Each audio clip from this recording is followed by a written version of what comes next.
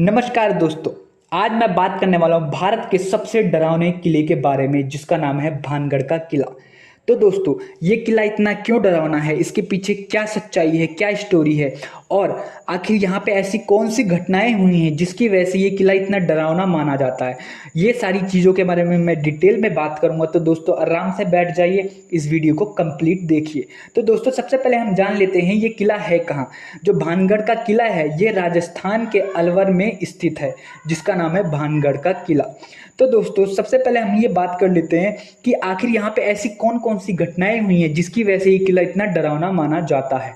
तो दोस्तों यहाँ पे दिन में तो सब कुछ ठीक रहता है, यहाँ पे लोग घूमने जाते हैं, यहाँ पे घूमते हैं फिरते हैं, तस्वीरें लेते हैं, लेकिन ये सारी चीज़ें दिन दिन में ही होती हैं या फिर लोग दिन दिन में ही कर पाते हैं। सूरज ढलने के बाद यहाँ पे कोई नहीं रुकता, कोई नहीं रुक सकता और ना ही किसी की हिम्मत है यहाँ पे रुकने की। तो दोस्तों जो भारत की पुरातत्व विभाग है, मतलब कि जो पुराने चीज़ों पे रिसर्च करती है, उन्होंने इसको अपने अंडर ले रखा है रिसर्च करने के लिए।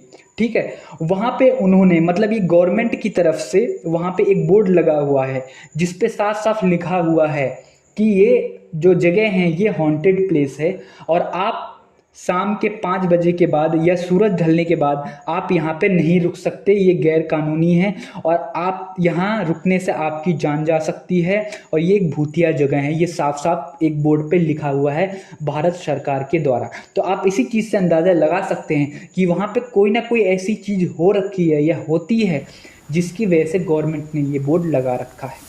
आप इसी बात से अंदाज़ा लगाइए।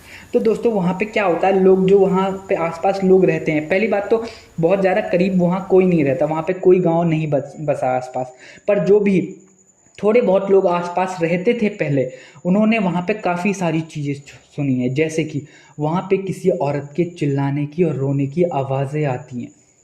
ठीक है, वहाँ पे बहुत सारी ऐसी ऐसी घटनाएं होती हैं जिसकी वजह से वहाँ पे कोई नहीं रुक पाता।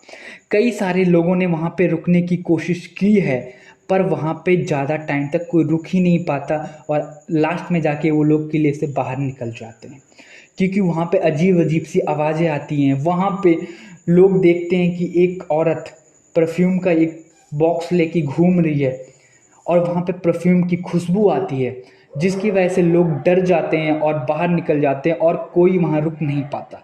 लोग ऐसा बोलते हैं कि जो भी वहाँ पे जो भी रुकेगा वो अगले दिन सुबह उस किले से बाहर नहीं निकल पाएगा और वहीं पे उसकी मृत्यु हो जाएगी। तो दोस्तों इसके पीछे एक कहानी है।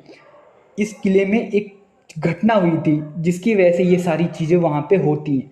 अब इस घटना में कितनी सच्चाई है इस चीज़ के बारे में हमें नहीं पता, पर जो वहाँ के लोग बताते हैं और जिसकी वजह से ये किला हॉन्टेड है, वो कहानी मैं आपको आज सुनाने जा रहा हूँ। तो दोस्तों आराम से इस कहानी को पूरा कंप्लीट सुनिए। तो दोस्तों उसके पीछे ये कहानी है कि वहाँ का जो राजा था, उनकी एक बेटी थी जिसका नाम था रानी रत्नावती। वो बहुत ही ज़्यादा खूबसूरत थी, बहुत ही ज़्यादा सुंदर थी। जैसे जैसे वो धीरे धीरे बड़ी हुई और उनकी शादी की एज हुई, तो बहुत सारे राजा और जो आसपास के जो राजा थे, राजकुमार थे, वो उनसे शादी करना चाहते थे। तो एक बार क्या हुआ, जो रानी रत्नावती हैं वो बाहर घूमने गई अपनी सहेलियों के साथ मार्केट पे। वहाँ पे वो बहुत सारी चीज़ें खरीद रही थी, परफ्यूम खरीद रही थी और भी बहुत मेकअप का सामान खरीद रही थी।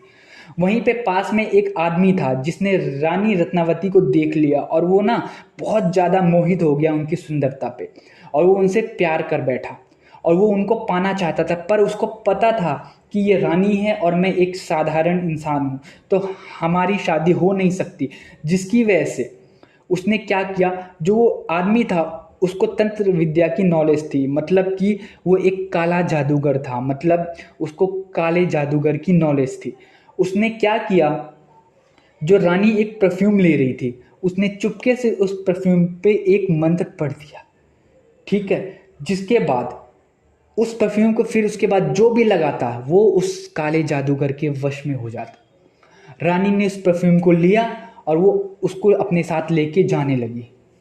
जब वो परफ्यूम पे वो काला जादूगर मंत्र पढ़ रहा था, तो रानी की एक सहेली ने ये चीज़ देख ली और उसने रास्ते में रानी से ये बात बताई कि एक आदमी ने आपके इस परफ्यूम पे कुछ झाड़ फूक किया है। इससे रानी को थोड़ा थोड़ा शक हुआ।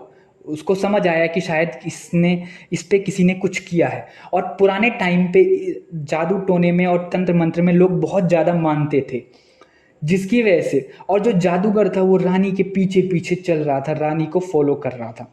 वो वेट कर रहा था कब रानी उस परफ्यूम को लगाए। तो दोस्तों क्या हुआ, रानी को जैसे ही शक हुआ उसने उस परफ्यूम को उठा के एक बड़े से पत्थर पे फेंक के मारा। वो परफ्यूम टूट गया और सारा परफ्यूम उस पत्थर पे बिखर गया। और जिसकी वजह से फिर क्या हुआ, वो पत्थर धीरे धीरे लुढ़कता हुआ जो काला जादूगर था उसके पास आ गया। और वो जो काला जादूगर था रानी के बिल्कुल पीछे ही था, और वो पत्थर जाके काले जादूगर से टकरा गया और वो उसके नीचे दब के मरने ही वाला था। ठीक है, और क्यों वो ऐसा, ये घटना क्यों हुई, क्योंकि उस तांत्रिक ने उसमें ऐसा जादू डाल रखा था उस परफ्यूम में, जिससे जो भी जिस पे भी वो परफ्यूम गिरता वो चीज़ उस काले जादूगर से सम्मोहित हो जाती, मतलब उसकी तरफ आने लगती। और इसकी वजह से वो पत्थर भी उसके पास आया और उसके नीचे वो दब के मर गया।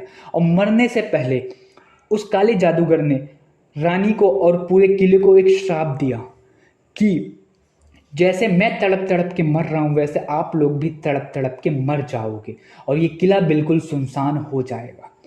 उस टाइम तो उस काले जादूगर की बातों पे किसी ने ध्यान नहीं दिया, लेकिन रानी अपने घर चली गई। लेकिन धीरे धीरे साल बीतता गया और 1-2 साल के बाद क्या हुआ, वहां पे कुछ ऐसी घटना हुई जिसकी वजह से उस किले के सारे लोग मारे गए।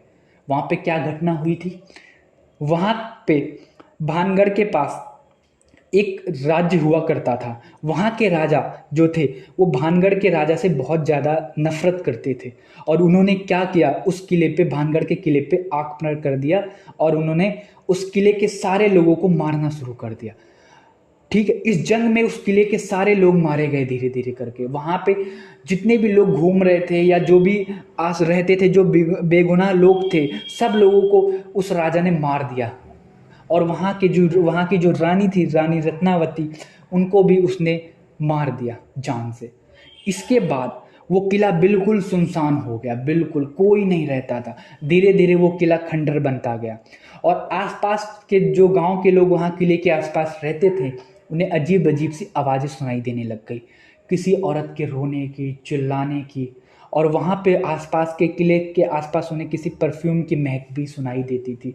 और वहाँ पे किले के आसपास परफ्यूम की महक आती थी और किसी डरावनी आवाज़ आती थी, बहुत सारी भेड़ियों के चिल्लाने की, औरत के रोने की, ऐसी ऐसी आवाज़ें आती थी। उसके बाद क्या हुआ, धीरे धीरे गांव के लोग डरने लग गए और वो गांव धीरे धीरे करके छोड़ने लग गए। धीरे धीरे आसपास का एरिया भी बिल्कुल सुनसान हो गया। और बोला जाता है कि जो रानी थी उनकी आत्मा उस किले में भटकने लगी। उस परफ्यूम को लेके लगा के वो रानी भटकती थी, और जो तांत्रिक था वो भी उस किले में भटकता है, जिसकी वजह से आज भी लोग वहाँ पे जाने से डरते हैं। धीरे धीरे वो किला बिल्कुल सुनसान हो गया और आसपास का एरिया बिल्कुल बंजर हो गया। और आज भी बोला जाता है, आज भी रानी रत्नावती की आत्मा उस किले में भटकती है, जिसकी वजह से वहाँ पे कोई नहीं जाता। तो दोस्तों ये है स्टोरी भानगढ़ के किले के बारे में। तो दोस्तों जो ये स्टोरी है ये वहाँ के आसपास के लोग बताते हैं। अब इसमें कितनी सच्चाई है ये किसी को नहीं पता, पर कोई ना कोई चीज़ वहाँ ज़रूर हुई है जिसकी वजह से वहाँ पे ऐसी चीज़ें, ऐसी घटनाएं होती हैं। नहीं तो भारत सरकार खुद वहाँ पे लोगों को जाने से मना नहीं करती शाम के 5 बजे के बाद। जैसे कि आप लोगों को पता है कि हमारी जो कानूनी किताब है, जो हमारी अदालत है, वो भूत पिचासों में नहीं मानती, भूतों में नहीं मानती। पर वहाँ पे कुछ तो ऐसा हुआ है या हो रखा है जिसकी वजह से गवर्नमेंट ने लोगों को वहाँ पे जाने से मना कर रखा है।